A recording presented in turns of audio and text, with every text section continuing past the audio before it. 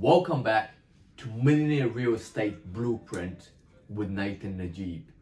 The conversation today I want to have is, why do that many agents fail? It's 9 out of 10 of people, real estate agents in particular, I'm sure it's around across the board when it comes to commission paid salespeople, but in real estate, what I've been in 16 years, 9 out of 10 agents won't make it past the second year. Now there's 6 reasons why most real estate agents fail. First one, work ethic. They confuse that real estate is a 9 to 5 job.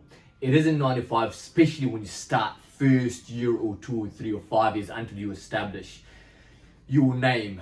You got to work around people before hours, after hours. I remember, I'll do a 9 o'clock appointment, I'll do 10 o'clock appointment, I'll do 7 o'clock appointment in the mornings.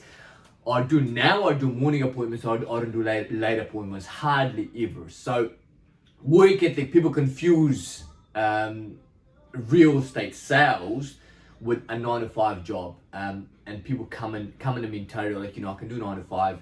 I'll do flexibility as another thing. People think, real estate is flexible, so I'm going to get into business because I've got a kid. Well, the truth is, it's not going to start. It's not going to, that thing that says that the airplane takes 90% of the petrol as it takes off from the ground, and the other 10% is as it cruises through the air. So first 1, 2, 3, 4, 5 years until you establish your name, you got to work all hours. You got to work crazy times. You got to do work in the mornings.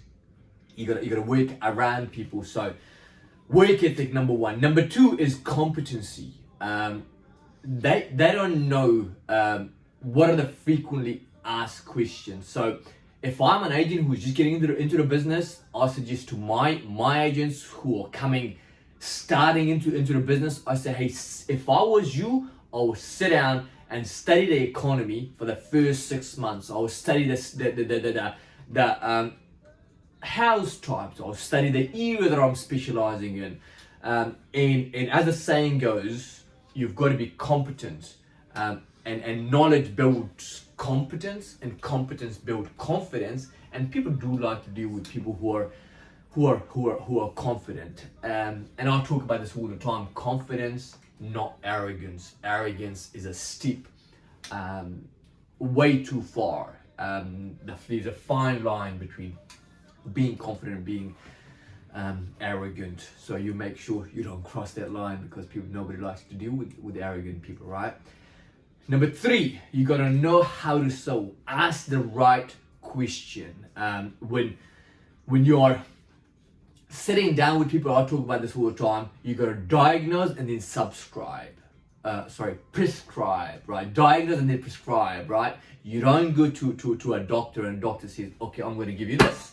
The doctor's going to ask you a few questions, want to know what's the symptoms, what are the issues, what time do you have it, whereabouts is the issue, and then they give you suggestion of what is best for you. And remember, we talk about marathon, not sprint. And if you want to be in the business for a long period of time, you got to give advice what's best for people. So, and once again, you got to know how to sell. You got to ask the right question. How do you do that?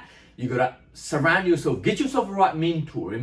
It's important. I think to fast track anything, you could learn it all on your own. It will take you many years, or you can surround yourself with a good, amazing mentor. And I've got plenty of them. I'm very, very blessed to have had good people in my life to learn from, like the likes of John McGrath, Phil Harris. There's plenty of people that I can talk to, I've learned from. And so right mentor will make a huge difference. Reading books on sales. I'm fanatic when it comes to learning.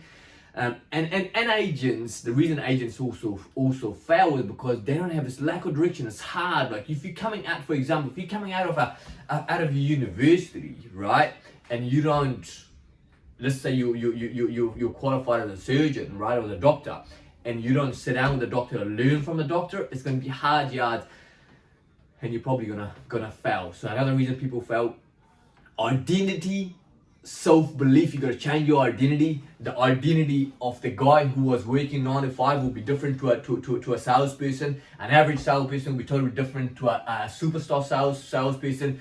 So you've got to believe in yourself. You got to change your identity. That yes, you're an amazing salesperson, but you can't fake it. What you need to do, you need to go back to, as we see, competency. Once you're competent, then your self-belief changes, right? You understand, okay, it's called skills will help you build confidence, and your self-identity changes when you believe in yourself, when you know that you know, right? So feeling that yes, you're good enough, right? That's important. Third one is people skills, like intuition, like connecting with people, and women are amazing in that, right? If you're not a woman, that's all cool too. I gotta ask the right questions, right? Before you actually go to a meeting, like, when you're making a phone call. In fact, I did a prospecting call. If you go back, we did a prospecting call. It was an impromptu prospecting call. So the guy that I was speaking with, I've spoken to him for a while. It's just asking the right question. I'm doing an appraisal on the one down the road. Can I come and see you? Or perhaps, I'm looking to sell my house. Well, what do you think about selling your house? Have you already bought a place? And what's your situation? If you had a buyer for your house, would you sell it now, or you want to wait until you buy yourself first? So qualifying the buyer, having the people skill is important. Building a rapport, if you will, because obviously if people can't connect with you, they're not going to do business with you anyways. So you got to know people skills. One of the best books I read was, I think it was How to Win Friends and Influence People, but by Dale Carnegie, I want to say, How to Win Friends and Influence People. We put a link of that below as well, so you can. That's one of the best books on the planet about learning about people, having the people skills. And then believe in your service. The last one, you got to believe in your service. And how do you believe in your service? Is obviously, if you go back to knowledge, once you know that you're good, then you feel like the service that you bring to the table is the best. They're gonna be not one will do as well if they don't go with you. And if you're confident, and if you believe in what you provide to the clients, because when you go to a listing presentation, you kind of believe in yourself. It's just a different energy you bring to the table. But believing in yourself is just believing in yourself. That's just confidence without something to prove it is silly, right? You gotta know that you are good enough. And how do you know that you're good enough? You gotta do a whole lot of learning, right? Hang out with right mentors, obviously, as I said. So the 6 things again, I'll go one by one once again. Work ethic, we said competency, we said learning how to sell, asking the right questions, identity or self-belief, people skills or intuition, and then believe in the service or the product that you sell. Those six things, if you want to last in business and do well, you have to learn all those things. The most important thing, I think, is the work ethic, the mindset.